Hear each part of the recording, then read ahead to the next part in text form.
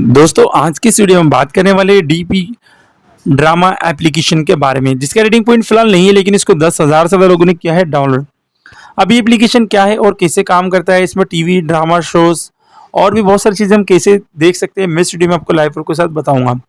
वैसे तो एप्लीकेशन 24 अप्रैल 2026 को रिलीज किया गया था, लेकिन 17 अगस्त 2026 को इसको अपडेट कर दिया गया है। तब से लेकर इसको 10,000 से ज्यादा लोगों ने किया है डाउनलोड। दोस्तों आइटम परचेस की सबसे अगर मैं बात करूं तो 1800 रुपये से लेकर 18,000 रुपये तक का इसमें आपको मेंबरशिप देखने के लिए मिल जाती है। अब आप इसमें क्या क्या चीज़ें कर सकते हैं, आप इसमें टीवी शोज, ड्रामेज वगैरह, शॉर्ट्स, ड्रामे, ये सारी चीज़ें देख सकते हो। लेकिन दोस्तों यहाँ पर मैं आपको बता दूं कि यहाँ पे प्रोफाइल वाले ऑप्शन पे क्लिक करोगे, जिसमें आपको इसका सब्सक्रिप्शन प्लान मिल जाता है। साथ ही साथ आप कोइन की बेस पर भी यहाँ पे वीआईपी प्लान ले सकते हो। अब यहाँ पे सिंपल तरीके से समझा दोस्तों, मैं इसको यहाँ पर आपको देखने के लिए मिलेगा bite sized drama, big emotions, watchful stories minutes, DP drama के अंदर आपको मिलेगी shorts episode with strong hooks, smooth full screen playback experience, quick discovery and search, और भी बहुत सारी चीज़ें इसमें आपको देखने के लिए मिलने वाली है।